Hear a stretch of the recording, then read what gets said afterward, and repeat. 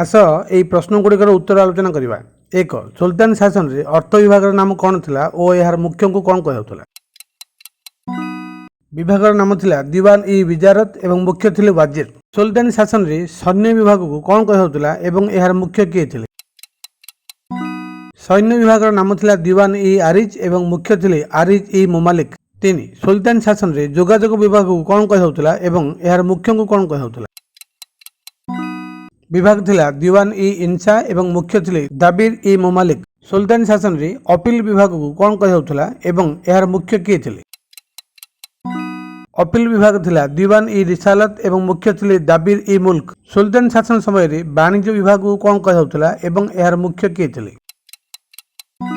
वाणिज्य विभाग वाला दीवान इ रियासत एवं मुख्य थिले रईस इ मुमालिक। सुल्तान शासन समय रे कृषि विभाग को कौन कहउतला? दीवान इ कोही। धन्यवाद।